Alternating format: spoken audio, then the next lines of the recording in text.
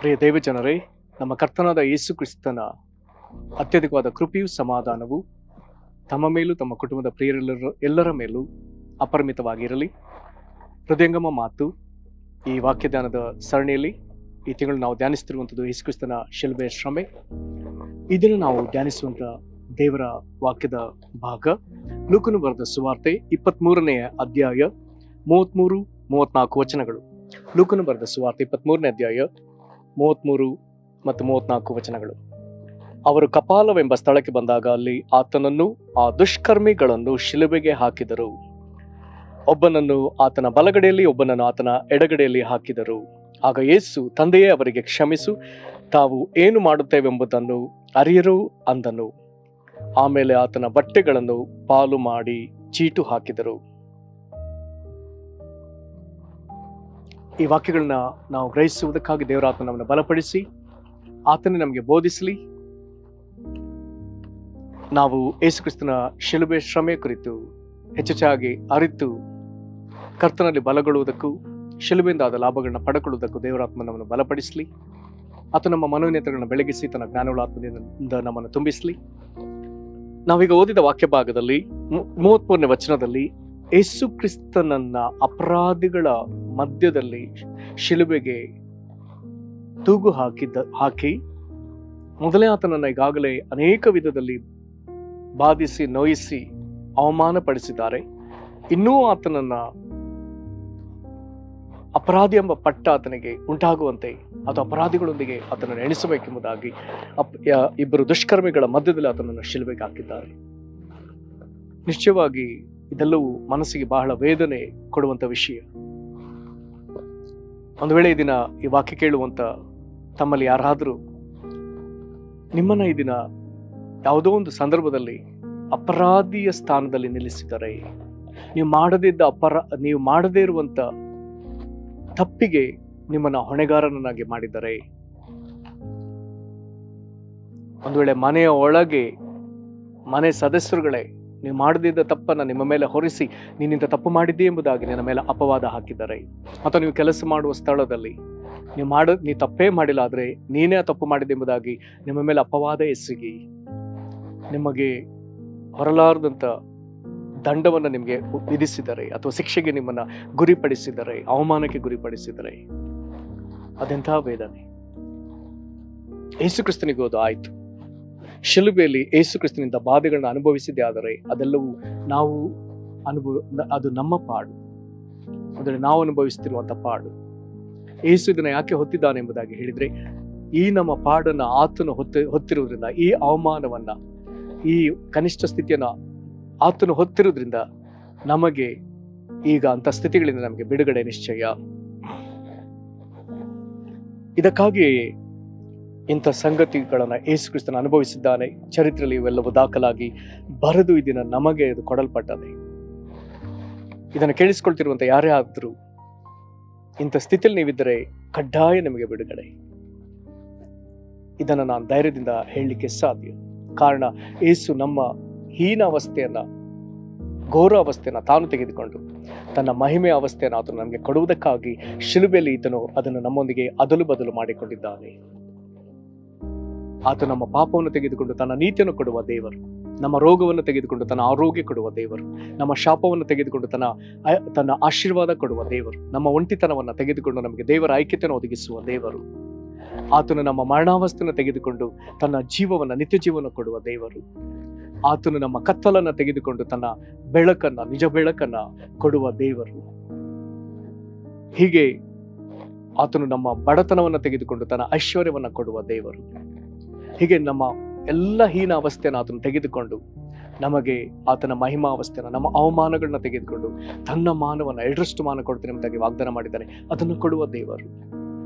ಹಾಗಾದ್ರೆ ನಾವು ಯಾವ ಭಾಗದಲ್ಲಿ ತಳ್ಳಲ್ಪಟ್ಟಿದ್ದೇವೋ ಆ ಭಾಗದಲ್ಲಿ ಆತನು ಶಿಲುಬೆಯಲ್ಲಿ ನಮ್ಮನ್ನ ಮೇಲಕ್ಕೆತ್ತುವುದಕ್ಕಾಗಿ ಎಲ್ಲಾ ಪಾಡನ್ನು ಶಿಲುಬೆಯಲ್ಲಿ ಅನುಭವಿಸಿದ್ದಾನೆ. ಇದರ ನಿಮಿತ್ತ ನಮಗೆ ಬಿಡುಗಡೆ ನಿಶ್ಚಯ. ಕಲ್ವಾರಿ ಶಿಲುಬೆ ಇದು ನಮ್ಮೊಂದಿಗೆ ಆತನು ಮಾಡಿಕೊಂಡ ಅದಲು ಬದಲು. ಕಲ್ವಾರಿ ಶಿಲುಬೆ ಬಳಿಗೆ ನಾನು ಬರುವಾಗ ಒಂದು ರೀತಿಯ ಮನುಷ್ಯ, ಅಲ್ಲಿಂದ ಹಾದು ಹೊರಗೆ ಬರುವಾಗ ನಾನು ಇನ್ನೊಂದು ರೀತಿಯ ಮನುಷ್ಯ. ಒಂದು ವೇಳೆ ಸಕ್ಕರೆ ಸುಮ್ಮನೆ ಬರಲಿಲ್ಲ, ಸಕ್ಕರೆ ಕಾರ್ಖಾನೆಯ ಒಂದು ಗೇಟ್ನಿಂದ ಕಬ್ಬು ಒಳಗೆ ಕಾರ್ಖಾನೆ ಒಳಗೆ ಬರ್ತದೆ. ಅಲ್ಲಿಂದ ಇನ್ನೊಂದು ಗೇಟ್ನಿಂದ ಸಕ್ಕರೆ ಹೊರಗೆ ಬರ್ತದೆ. ಲೋಡ್ ಲಾರಿ, ಇಲ್ಲಿಂದ ಲೋಡು ಲಾರಿಗಳು ಕಬ್ಬನ್ನು ಹೊತ್ತು ತರ್ತದೆ. ಆದರೆ ಕಾರ್ಖಾನೆಯೊಳಗೆ ನಡೆಯುವಂಥ ಕೆಲವು ಹಂತವಾಗಿ ನಡೆಯುವಂಥ ಉತ್ಪಾದನೆ ಕಾರ್ಯದ ನಿಮಿತ್ತ ಈಗ ಅಂತ್ಯದಲ್ಲಿ ಹೊರಗೆ ಬರುವಂಥದ್ದು ಸಕ್ಕರೆ. ಈಗ ಲಾರಿಗಳು ಸಕ್ಕರೆಯ ಲೋಡನ್ನು ತುಂಬಿಕೊಂಡು ಹೊರಗೆ ಬರ್ತವೆ. ಹಾಗಾದ್ರೆ ಕಲ್ವಾರಿ ಶಿಲುಬೆ ಬಳಿಗೆ ನಾವು ಬರುವಾಗ ನಾವು ಒಂದು ವಿಧ, ಹೊರಗೆ ಬರುವಾಗ ಇನ್ನೊಂದು ವಿಧ. ಪಾಪಿಗಳಾಗಿ ನಾವು ಕಲ್ವಾರಿ ಶಿಲುಬೆ ಬಳಿಗೆ ಬರ್ತೇವೆ. ಆದರೆ ದೇವರ ನೀತಿಯನ್ನು ಧರಿಸಿಕೊಂಡು ನಾವು ಈ ಇನ್ನೊಂದು ಬದಿಯಿಂದ ಹೊರಗೆ ಬರ್ತೇವೆ. ರೋಗಿಗಳಾಗಿ ಕಲ್ವಾರಿ ಶಿಲುಬೆ ಬಳಿಗೆ ಬರ್ತೇವೆ. ಅದನ್ನು ಹಾದೀಚೆ ಬರುವಾಗ ದೇವರು ನಮ್ಗೆ ಕೊಟ್ಟ ಸ್ವಸ್ಥತೆನ ಹೊಂದಿಕೊಂಡು ಹೀಗೆ ಬರ್ತೇವೆ. ಇದು ಕಲ್ವಾರಿ ಶಿಲುಬೆಯಲ್ಲಿ ನಮಗೆ ಸಿಕ್ಕುವಂತ ದೊಡ್ಡ ಲಾಭ. ಹಾಗಾದ್ರೆ ಯೇಸು ಈ ದುಷ್ಕರ್ಮಿಗಳ ಸ್ಥಾನ, ಅದು ನಮ್ಮ ಸ್ಥಾನ, ನಮ್ಮ ಮಧ್ಯದಲ್ಲಿ ಆತನು ಬಂದು ಇದನ್ನ ಅನುಭವಿಸಿದ್ದಾನೆ. ಇದರೊಂದಿಗೆ ಇದು 33ನೇ ವಚನ, ಲೂಕ 23:33. ಅದರೊಂದಿಗೆ 34ನೇ ವಚನ ಹೀಗೆ ಹೇಳ್ತದೆ, ಆತನು ಕಲ್ವಾರಿ ಶಿಲುಬೆಯಲ್ಲಿ ಪ್ರಾರ್ಥನೆ ಮಾಡಿದ್ದಾನೆ ಅಥವಾ ವಿಜ್ಞಾಪಿಸಿದ್ದಾನೆ, ನಮಗಾಗಿ ತಂದೆಯ ಅವರಿಗೆ ಕ್ಷಮಿಸು, ತಾವು ಏನು ಮಾಡ್ತೇವೆ ಎಂಬುದಾಗಿ ಅರಿಯರು ಅಂದನು. ಇಲ್ಲಿ ಇನ್ನೊಂದು ವಿಶೇಷ ಸಂಗತಿ ಇದೆ. ಈ ಪ್ರಾರ್ಥನೆ ಪ್ರಪಂಚವನ್ನೇ ಅಲುಗಾಡಿಸಿರುವಂತ ಪ್ರಾರ್ಥನೆ. ಇಂಥ ಘೋರ ಸ್ಥಿತಿಯಲ್ಲೂ ಆತನನ್ನು ಅನೇಕರು ಹಿಂಸಿಸ್ತಾ ಪೀಡಿಸ್ತಾ ಇರುವಾಗಲೂ ಒಂದು ಕಡೆ ಆಗಿನ ಕಾಲದ ಜನರು, ಅಲ್ಲಿರುವಂತ ಜನರು ಆತನನ್ನ ಇಷ್ಟಾಗಿ ಪೀಡಿಸಿದ್ರು, ಯೇಸು ಅವರನ್ನ ಕ್ಷಮಿಸಿದ್ದಾನೆ. ಆದ್ರೆ ಯೇಸು ಕ್ರಿಸ್ತನ ಕಲ್ವಾರಿ ಶಿಲುಬೆಯಲ್ಲಿ ಬಾಧೆ ಅನುಭವಿಸೋದಕ್ಕೆ ಮುಖ್ಯ ಕಾರಣ ನಮ್ಮನ್ನು ಆತನು ಕ್ಷಮಿಸಿದ್ದಾನೆ. ಆತನು ಇಂಥ ಘೋರ ಬಾಧೆಯನ್ನು ನಮ್ಮನ್ನು ಪ್ರೀತಿಸಿ ನಮಗಾಗಿ ದೇವರ ಕನಿಕರವು ಕ್ಷಮಾಪಣೆ ಸಿಕ್ಕುವಂತೆ ಆತನು ತಂದೆಯಾದ ದೇವರಲ್ಲಿ ವಿಜ್ಞಾಪಿಸಿದ್ದಾನೆ. ನಮಗಾಗಿ ದೇವರ ಕನಿಕರವನ್ನ, ನಮ್ಮ ಮೇಲಿದ್ದ ಕೋಪಕ್ಕೆ ಪ್ರತಿಯಾಗಿ ದೇವರ ಕನಿಕರವನ್ನ, ದೇವರ ಕ್ಷಮಾಪಣೆಯನ್ನ ಆತನು ಈ ಪ್ರಾರ್ಥನೆಯಿಂದ ಸಂಪಾದಿಸಿಕೊಟ್ಟಿದ್ದಾನೆ.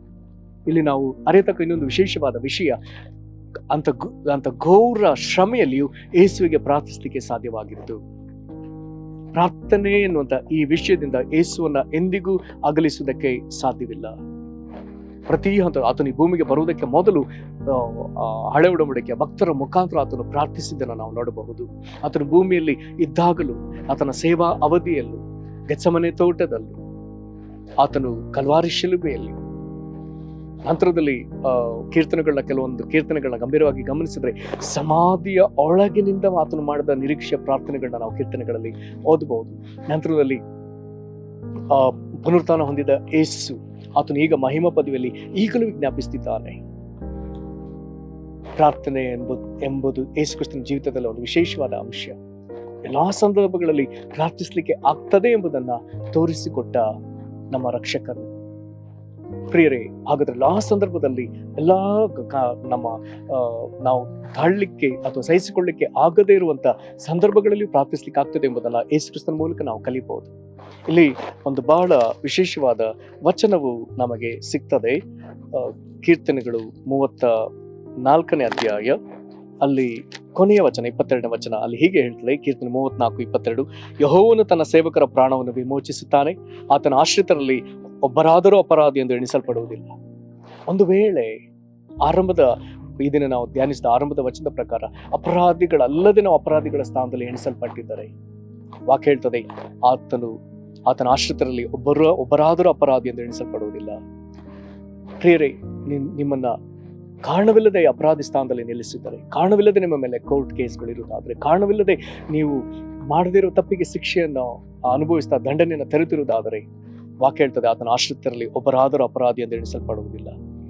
ನಿನ್ನ ನ್ಯಾಯವನ್ನ ಕರ್ತನಿಗೆ ಒಪ್ಪಿಸು, ಆತನ ಬಳಿ ಪ್ರಾರ್ಥಿಸು. ಆತನಿಗೆ ನ್ಯಾಯ ಒದಗಿಸುವ ದೇವರು. ಯಾರು ನಿನ್ನನ್ನು ಅಪರಾಧಿ ಅಂತ ಹೇಳಿದ್ರು ಅವರ ಬಾಯಿಯೇ ನಾಳೆ ಬಂದು ನೀನು ತಪ್ಪು ಮಾಡಿಲ್ಲ, ನೀನು ಅಪರಾಧಿ ಅಲ್ಲ ಎಂಬುದಾಗಿ ಹೇಳಿ ನಿನಗೆ ಸನ್ಮಾನ ಉಂಟಾಗುವಂತೆ ಮಾಡುವ ದೇವರು. ಮತ್ತು ಆತನು ತನ್ನ ಸೇವಕರ ಪ್ರಾಣವನ್ನು ವಿಮೋಚಿಸುವ ದೇವರು. ಇದಕ್ಕಾಗಿ ಆತನು ಅಪರಾಧಿ ಸ್ಥಾನದಲ್ಲಿ ನಿಂತು ತನ್ನ ಪ್ರಾಣವನ್ನು ಅರ್ಪಿಸಿದ್ದಾನೆ. ಕಾರಣ ಈ ವಾಕ್ಯದಲ್ಲಿರುವಂತಹ ಆಶೀರ್ವಾದ ನಮಗೆ ಸಿಕ್ಕಬೇಕೆನ್ನುವುದಕ್ಕಾಗಿ ನಮ್ಮನ್ನು ಒಪ್ಪಿಸಿಕೊಟ್ಟು ನಾವು ಪ್ರಾರ್ಥನೆ ಮಾಡೋಣ. ಮಹಾಕೃಪೆಗಳ ತಾಯಿ ಯೇಸುವೆ, ನೀನು ಅಪರಾಧ ಮಾಡದಿದ್ದರು ನೀನು ದುಷ್ಕರ್ಮಿಗಳ ಮಧ್ಯದಲ್ಲಿ ಇದ್ದು ನೀ ಶಿಲುಬೆಯಲ್ಲಿ ತೂಗಾಡಿದೆಯಪ್ಪ. ಕರ್ತನೆ, ನೀನು ಯಾವ ತಪ್ಪನ್ನು ಮಾಡದಿದ್ದರೂ ಕರ್ತನೆ ನೀನು ಬಾಧೆ ಅನುಭವಿಸಿದಿ, ಅಪರಾಧಿಗಳೊಂದಿಗೆ ಎಣಿಸಲ್ಪಟ್ಟಿದ್ದಿ. ಕರ್ತನೆ, ಇಂಥ ಸಂದರ್ಭದಲ್ಲಿ ಶಿಕ್ಷೆಯನ್ನು ಅನುಭವಿಸ್ತಾ ಘೋರ ಪರಿಸ್ಥಿತಿಯಲ್ಲಿ ನೀನು ಪ್ರಾರ್ಥನೆ ಮಾಡಿದ್ದಿ. ಇಲ್ಲಿ ನಮಗೆ ವಾಕ್ಯದಲ್ಲಿ ಹೇಳಿದಿ, ನೀನು ಆಶ್ರಿತರಲ್ಲಿ ಒಬ್ಬರಾದರೂ ಅಪರಾಧದಿಂದ ಎಣಿಸಲ್ಪಡುವುದಿಲ್ಲ. ಈ ವಾಕ್ಯವನ್ನು ನೋಡ್ತಿರುವಂತ ಕರ್ತನೆ, ಯಾವ ನಿನ್ನ ಮಕ್ಕಳು ಸ್ವಾಮಿ ನಮಗೂ ಕರ್ತನೆ ಅವರಿಗೆ ಆದ ಅವಮಾನದಿಂದ ಬಿಡುಗಡೆ ಆಗಬೇಕು, ಕಾರಣವಿಲ್ಲದೆ ತಪ್ಪಿತಸ್ಥರದಾಗ ಎಣಿಸಲ್ಪಟ್ಟ ಭಾಗದಿಂದ ಬಿಡುಗಡೆ ಆಗಬೇಕೆಂಬುದಾಗಿ ನಿನ್ನಲ್ಲಿ ಪ್ರಾರ್ಥಿಸ್ತಾರೋ ಅವ್ರು ಈಗ ನಿನ್ನನ್ನು ಆಶ್ರಯಿಸಿದ್ದಾರೆ ಸ್ವಾಮಿ. ನಿನ್ನ ಆಶ್ರಯದಲ್ಲಿ ಒಬ್ಬರು ಅಪರಾಧದಿಂದ ಎಣಿಸಲ್ಪಡುವುದಿಲ್ಲ ಎಂಬುದಾಗಿ ಹೇಳಿದ್ರಿಂದ ಇವರು ನಿನ್ನನ್ನು ಆಶ್ರಯಿಸಿರೋದ್ರಿಂದ ಇವರ ಮೇಲೆ ಬಂದಿರುವಂತಹ ಆರೋಪಗಳಿಂದ ಇವರಿಗೆ ಬಿಡುಗಡೆ ಆಗಲಿ. ಒಂದೊಳ್ಳೆ ತಪ್ಪು ಮಾಡಿದ್ರೆ ಕ್ಷಮಾಪಣೆ ಆಗಲಿ. ಒಂದೊಳ್ಳೆ ತಪ್ಪು ಮಾಡದೆ ಕರ್ತನೆ ತಪ್ಪಿತಸ್ಥ ಸ್ಥಾನದಲ್ಲಿ ನಿಂತಿದ್ದರೆ ಕರ್ತನಾದ ಯೇಸುವೆ ನಿನ್ನ ಮಹಾದಯೆಯಿಂದ ತಂದೆಯೇ ಯೇಸು ಕ್ರಿಸ್ತನ ಹೆಸರಿನಲ್ಲಿ ಇವರಿಗೀಗ ಬಿಡುಗಡೆ ನಾನು ಗ್ರಹಿಸು. ಕರ್ತನೆ, ನಿನ್ನ ಮಕ್ಕಳಿಗೆ ವಿಮೋಚನೆ ಕೊಡು. ಕರ್ತನೆ, ಎಲ್ಲ ಅವಮಾನಗಳಿಂದ ಬಿಡಿಸಿ ಇವರಿಗೆ ಮಾನವನ್ನ ಸನ್ಮಾನವನ್ನು ಅನುಗ್ರಹಿಸು. ನಿನ್ನ ಮಕ್ಕಳು ನಿನ್ನಲ್ಲಿ ಸಂಭ್ರಮಿಸುವಂತೆ ಮಾಡು. ಕರ್ತನೆ, ಇವರು ನಿನ್ನ ಸೇವಕರಾಗಿರುವಲ್ಲಿ ಇವರ ಪ್ರಾಣವನ್ನು ನೀನು ವಿಮೋಚಿಸಬೇಕೆಂಬುದಾಗಿ ಬೇಡಿಕೊಳ್ಳುತ್ತೇವಪ್ಪ. ಇವರನ್ನು ಆಶೀರ್ವದಿಸಿ ನಿನಗೆ ಮಾಡಬೇಕಾಗಿ ಸ್ತೋತ್ರ. ನಿನ್ನ ಕರಗಳಿಗೆ ಒಪ್ಪಿಸಿದ ಕರ್ತನಾದ ಯೇಸು ಕ್ರಿಸ್ತನ ಹೆಸರಲ್ಲಿ ಬೇಡಿದ್ದೇವೆ ನಮ್ಮ ತಂದೆಗೆ, ಆಮೆನ್. ಕರ್ತನಿವನ್ನ ಆಶೀರ್ವದಿಸಲಿ. ವಂದನೆಗಳು.